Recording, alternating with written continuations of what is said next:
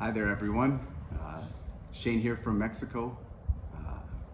I know we've all gathered together, unfortunately, with COVID and the restrictions, and obviously being down here in Mexico, I could not attend in person, so I'm very honored to send this video. Today, everyone has gathered to talk about the greatest man that I've ever met. It's a day to remember. It's a day to celebrate through the sadness. We were all scared one day this would happen, but ultimately it was inevitable. I feel very, very blessed to talk about Peter Hort, my grandfather, my girl's great-grandfather. He was also my coach, my mentor, a father figure, my teacher, my best friend, and my best man at my wedding. Since I can remember, my grandfather was a person who everyone could count on, a helpful, caring person who never said no to any request. It didn't matter who it was or what it was, he was there. No one in my family ever needed to know or use a carpenter, a plumber, or a mechanic. We had our own. There was nothing he could not fix. I remember driving to visit Grandpa, and something would need to be fixed on our car. He would say his hellos, we'd eat some food that would be ready, we'd have a drink, and then he'd be right in the garage fixing away. I'd go in there and I'd sit behind him, and he'd be on the dolly and I'd be his parts grabber. Like a surgeon, he'd work away underneath the car or under the hood, and he'd just sit there and he'd call out for his tools like screwdriver and 3/4 wrench or hammer or light. And if he didn't bring those pieces to the car at the time, somehow he knew exactly where that piece was in the hundreds of boxes and drawers and areas and makeshift storage compartments that he needed. Any part, big or small, he knew exactly where it was. He would never say no to anyone. It's like, hey Pete, we're gonna build a house. Can you help? Yes. Hey Pete, I need you to deliver something using your trailer. Can you help? Yes. Hey Pete, can I store my vehicles on your yard? Yes. He never asked for anything in return. He was always just willing to help anyone and everyone out of the goodness of his heart. Since I was a kid, he taught me everything. There wasn't a day that we wouldn't be building something or fixing something or doing something. We could not stay in the house. One day we would build a doghouse, the next day we'd build a deck, one day we'd paint something, one day destroy something, which we'd fix the next day, or be in the garden. On other days, we'd just take out his big, large machinery just to take it out and play with the big toys. We would take out that big tank Caterpillar that he had, which I'm fairly certain is probably not legal on most residential lands. And we would just mess around with it, move stuff, destroy stuff, especially the grass. It had those tank wheels, like a tank. And it would just, and the levers, it was just left or right. So if you wanted to turn, it just tore up the grass, and Grandma would come running out to scream and yell at us for destroying the beautiful lawn for no reason at all. And I think he enjoyed that. I think he did that sometimes, just to have Grandma come out running and yelling because he liked her attention. We were always accomplishing things. He taught me how to cut the lawn at a very young age. At first, he'd have me in his lap as a little guy, and we'd cut the grass together on that John Deere. 8 hours of driving around together, enjoying the smell of the freshly cut grass and making that perfect circle around the house that really had to be exactly the way he wanted it.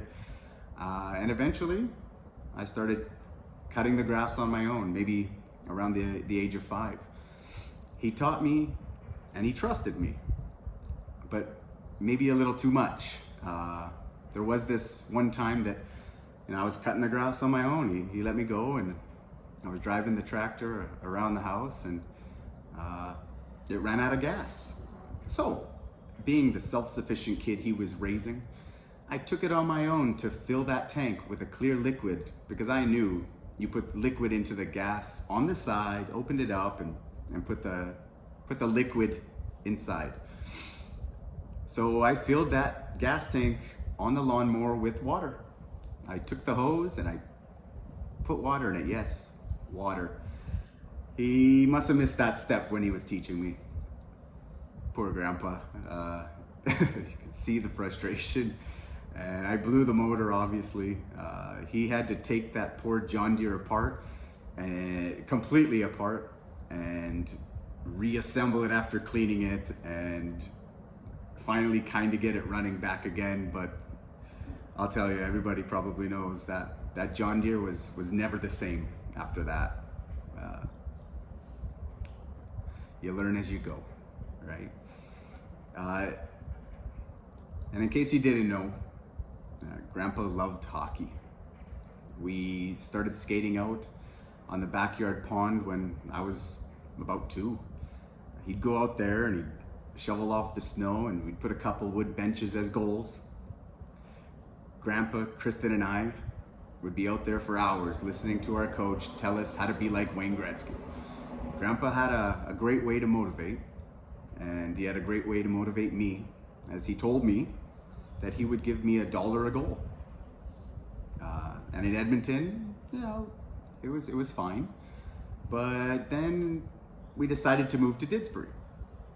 They didn't really have the same competition in Didsbury as they did in Edmonton, and in Didsbury, we would play just against another Didsbury team over and over again, all winter long. And the town, I don't know, Didsbury had 3,000 people, maybe. And so the talent of 6-year-olds on 2 separate teams was fairly thin. I scored like 300 goals that year. So I remember walking into the bank with Grandpa one day when I visited him, and we're in the bank, and he said, "Okay, so how many goals did you score?" And I said, "About 300. I never seen Grandpa scared, but this time I did see him jump back in the bank. And he exclaimed, "What? What are you talking about?" Yeah, I'm pretty sure he thought I'd make, like $50 off him or something like that. But no, it wasn't the case. And as a man of his word, he paid. He never, ever, ever didn't keep a promise. Didn't matter what it was. So that was good for a young kid. Grandpa was easily my number one fan. My mom and my grandma close second, but he never missed a game of mine, whether if it was within an hour of his house. I mean, he was there. He would also drive up to Airdrie or Didsbury, and he'd grab me, and he'd also take me to my tournaments, and he'd take me out. That was one of our things. Grandpa just absolutely loved watching me play hockey. Whether it was in Fort Saskatchewan, or whether it was in Leduc, or anywhere in Edmonton, or anywhere within driving range from his house, he would go and see me, and he'd just go out there just to watch. I mean, he'd always say how great I was. Didn't matter how bad of a game I had. He always had a positive spin on it, and he was always proud. And we'd only get to see each other for a lot of those games for about 15 minutes after the game, because I had to get on the bus. But that was the best 15 minutes of my road trip, and I got to see him and hang out, and we'd buy a drink after, a hot chocolate or a Slurpee or something, and he'd be back on his way home, and so would I. And I even got to live with him and Grandma when I was 15. I was very blessed to be able to play hockey and live with Grandma and Grandpa. I did a year of school and hockey in Spruce Grove, and Grandma was my doctor, my therapist, my nutritionist. I gained a few pounds with Grandma, and of course Grandpa was my coach. He went to every single game. He really became a second coach to the entire team. He was always the guy in the stands that everybody would listen to, because Grandpa didn't say very much, but when he did, everybody listens. He's got that about him. And he was so close to the team. He was honored, and he was given one of the team jackets by the coaches and players because he was so a big part of the team. And he had the nice Spruce Grove jacket, a nice winter jacket, and on the wristband we had our numbers, but on his wristband he had XH, which signifies Hort. X for the Hort, and X because Grandpa said that was Hort in Ukrainian. Also that year, when I was living with Grandma and Grandpa, I won a school contest, and it was a pair of tickets to an Oilers game. And it was to see Mark Messier return against the Oilers as a Ranger for the first time. So it was a pretty big deal. And there was really, even as a high school kid, there was only one person that I could ever think about taking to that game, and it was Grandpa. We went to Northlands Coliseum. We watched the game live. It was absolutely packed. It was loud. We were screaming. We were yelling. It was a dream come true because we had watched thousands and thousands of games of the Oilers on TV. Those great 80s Oilers we used to watch all the time. So that was a wonderful memory that we got to do that. And I mean, Grandpa took me everywhere. He would take me to see his friends. A lot of them were mechanics, and we'd go to mechanic shops. And of course, auctions. And we'd go hang out these places for hours. He'd shoot the shit, as he'd say, with his friends. And I would sit there and just listen to them tell their stories. Or even you'd go and visit his hunting buddies and listen to those crazy stories about their adventures and dangers and people shooting guns at each other and looking at bullet holes in people's hats and stories of the different types of rugs, bear rugs and animal rugs, and how those happen and what they were chased by. And I really learned a lot from those interactions, about being a man and about doing those types of things. And we had our traditions. Grandpa liked his traditions. We'd stop at Jack's Drive-In in Spruce Grove. We'd do our Kentucky Fried Chicken run. We'd do our weekly trips to West Edmonton Mall, do a little skating, and of course, do our mini golf. And every once in a while, after those types of rituals, he'd make a stop at the old bar. And he'd have me sit in that truck for a couple hours, and he'd probably hanging out with his friends telling great stories still. And I know my uncles and my mom know exactly what I'm talking about, just sitting and waiting for Grandpa. But on the way home of one of these adventures, Grandpa decided to teach me how to drive. I was probably around 10 for the first time that it wasn't on the acreage. And on the way home, we were driving down the road and everything was going pretty smoothly. And I could barely reach the pedals. I was pretty small, and it was the 4x4 blue truck. It was a big truck, and I remember the first car was coming, the other way, and I think at that moment he thought, maybe he thought he may have made a mistake, because those roads barely held two cars, side by side, and there was no division line. And as I'm trying to balance the car and not go off the road, and try to keep myself, driving without going in the ditch, we probably came within an inch or two of the two mirrors of the two trucks hitting each other. And he did, in a very freaked out voice, say, "Stop, stop, stop." But I couldn't stop. I couldn't press the brake pedals hard enough, so I came to a very slow stop, and I think I even may have slowly gone through a stop sign because I couldn't stop. And that was enough. We stopped the truck, got out, and needless to say, he didn't let me drive again for a couple years after that. And of course, Grandpa's vacations. Grandpa's vacations were going to Saskatchewan, always to visit family. Family was everything to him. We'd load up in a motorhome, and we'd drive out there and have a blast along the way. You know, we'd go and visit his brothers, his sisters, Baba, and we'd go and visit Grandma's brothers and sisters in Guido. But Grandpa never took what we really think as a vacation. So in 2007, I was able to tell him that finally I'm getting married, Grandpa. And he was so excited. He said he was going to get the acreage ready. We're going to get the gazebo painted. We're going to get the house painted. We're going to get everything, you know, done up, and we're going to have a great party. And I told him, no, the wedding is going to be in Mexico. And he said, oh, well, you can have a secondary wedding then on the acreage, and we can do another little get together. And I said, no, that's not going to happen. And he didn't seem too pleased. And I said, well, we have a situation because if you don't come to Mexico, I won't have a wedding at all. And he definitely was confused. And then I said, well, Grandpa, I can't have my wedding without my best man. And he remained silent. He was pretty quiet. I'm not sure if he was crying or he was upset that I was forcing him to go to Mexico. But he came. He came.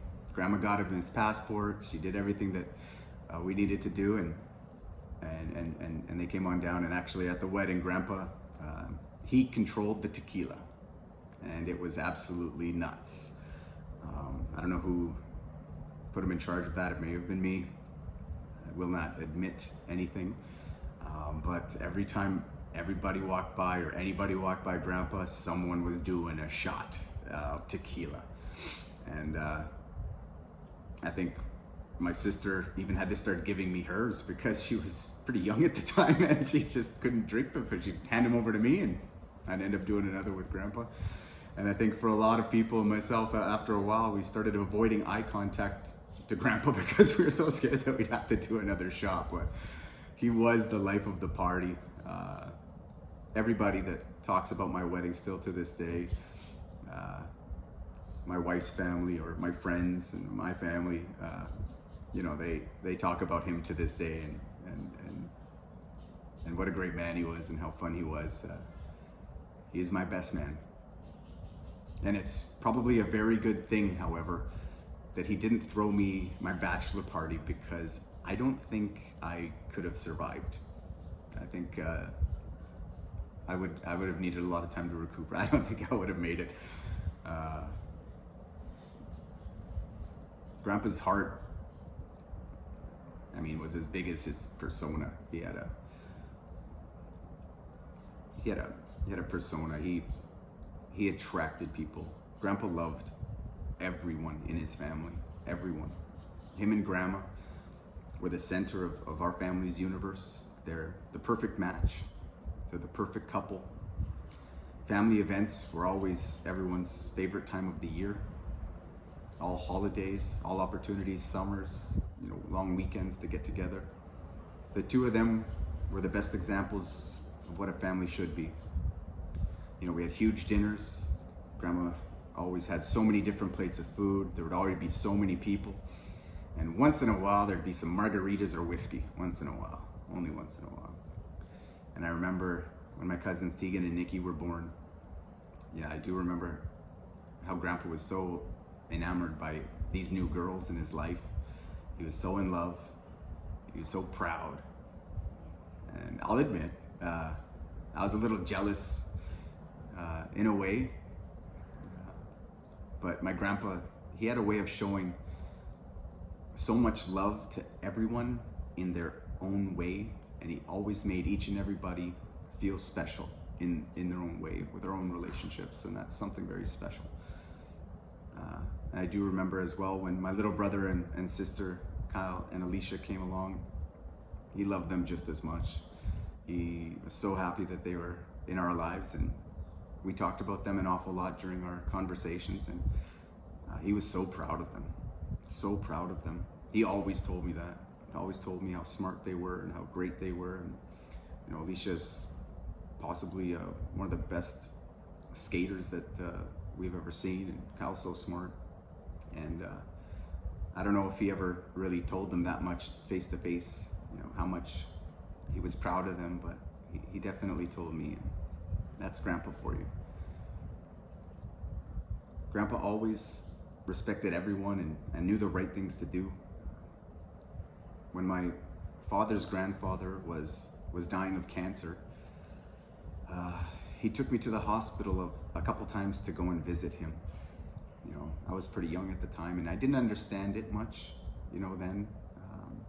I was still pretty young to understand, but he took me there, and he took me there for my other great grandfather so I could see him and spend time with him and talk with him and give my great grandfather a lot of love and showed my great grandfather that we loved him and you know, we were there for him, and that's the way family should be, you know. Always care for each other and always love for each other, no matter which part of the family. And my grandfather is just he was a great man,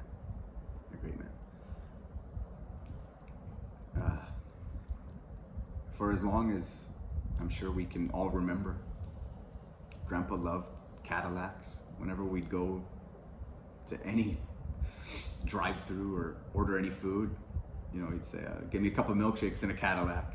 You know, it was always something that he would joke about, and it was a dream of his, obviously. He wanted an Escalade. That's what he wanted. He always said, I want an Escalade. Give me an Escalade with that. And I remember driving around in his old convertibles, his old Cadillac convertibles, the pink one, the red one, and we'd be cruising the town, but he always wanted an Escalade. And I remember one day we sat down, I came to visit him on vacation, and I said, Grandpa, let's stop talking about it. It's a dream. Let's do it. You know, let's make it happen. I'll help you out. I'll give you some money, or we'll figure this out. Let's go find one and let's make this come true. And he looked at me, and I'll never forget. He looked at me and he got serious. And at that moment he said, Shane, I do have some money saved, but that money is not for me. That money is for my family. That money is not meant to be spent. That money is for after I'm gone. And my heart just absolutely sunk. He just loves everybody more than himself.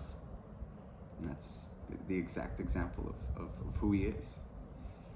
But I don't know if that planted the seed or what happened, but you know, one day I got a message and a call from Grandma. One amazing day. I'm pretty sure my family and Grandpa, they went to an auction, and they told me that the dream had finally come true, that they finally managed to get Grandpa his Escalade. And it was one of the best moments of all of our family's lives, because it was years and years that he talked about. So having that dream come true before it was too late was absolutely incredible for everyone. It was great to see, and he was very happy. He rarely did something for himself. It was always for others. And you know, as we got older, we started creating new traditions. You know, I lived far away, and coming from Mexico, I wanted to bring him something, so I'd always bring him tequila. So all of a sudden, margaritas and beer garitas started becoming a new tradition when I came home. Not too many, of course, because we'd always have to change to a whiskey afterwards. And I'm certain everyone in this room and every one of his grandchildren and knew what the look and the hand gesture meant when he said, "Hey, you, I need a this and a this." And we all knew that was that much whiskey and that much Coke. And we'd always run Grandpa his drink and celebrate together. And when we got to playing board games or dice games, they were a serious thing. They were a very serious thing. Grandpa always seemed to warm up his card skills every morning. He played solitaire religiously every morning while eating his breakfast, always warming up and getting prepared. And cribbage was definitely the game of Grandpa. But I'm sure if you played with him, Most people know not to take your eye off Grandpa when he's playing. He seemingly won almost all of the time, and you'd really have to pay attention to his 15-2, 15-4, a run of 6, 7, 8, and two pairs is 19. And then he would just put the cards down and just move his peg. And, he made mistakes. He made his mistakes. Counting sometimes, it wasn't on purpose. It was mistakes, and he always made the games a lot more fun. He was always fun, just making mistakes, and it was always a pleasure to sit down with Grandpa and play any game with him and just joke around and play. Always having fun.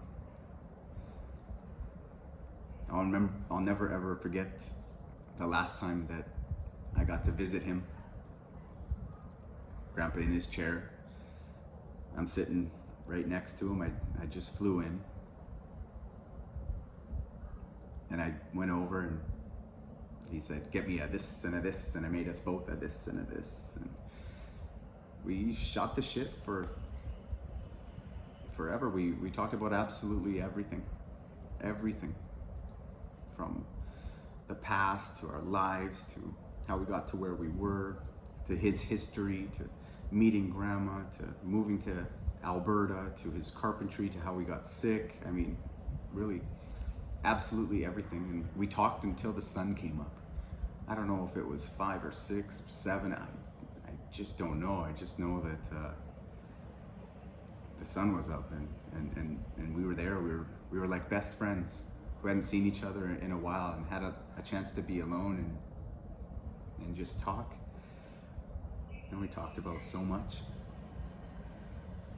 We definitely had our fair share of whiskeys that night, but it was one of the best moments of my entire life. The next day, we wouldn't even talk to each other. I think we just kind of avoided each other a little bit because we both knew how hungover we were, but maybe nobody else really did, and we couldn't really talk. So we were hurting pretty bad, I'm sure, because there was quite a few when you go that early in the morning with Grandpa, and we couldn't even talk together. And I'm a young guy, I was absolutely destroyed, so I don't know, Grandpa must have been just absolutely destroyed too. Yet the next day the family's there, and Mom has some pictures on the slides of him sitting there with his grandkids in the grass and playing with them, his great grandsons and his great granddaughters, and he always played with them. He did exactly what he always did, and he did it. He just had an absolute heart of gold, But Grandpa never showed weakness, although he dealt with so much. For many years, problems with his lungs, and taking so many pills, so many trips to the hospital. But he had so much strength. He had to keep going. He was an ox. I know the persons that were with him when the event happened with his lungs passed away many years before him. He was an ox. And I know in my heart, he was probably struggling the last few days of his life, because obviously it was coming to the end. But I know that he waited. He waited to wish me one more happy birthday before he left, as he called me on Skype with Grandma, and I was with my family, and we talked, and he wished me a happy birthday, and you could see the energy. He was so happy. He was smiling. He was overly happy. He was overly smiling. He had over energy this time, and I knew that was a little bit different. And when we hung up, I cried a lot, and my mom and Russ were there, and I had a feeling. And that night is the night that he left the earth. So I know that he had a goal to wish me a happy birthday at least, and he kept in there and did that for me, and I'll never forget that. The world became a darker and sadder place when this man left this earth. But if your place in heaven is judged by a man's character and the size of his heart and the love and care he showed everyone around him, I'm sure he's definitely on the center ice level VIP tickets in heaven with the angels. The greatest man that I've ever met, and I'll miss you for the rest of my life, but I love you, and I'm thankful for every second that I got to spend with you. God bless Grandpa, and God bless us all.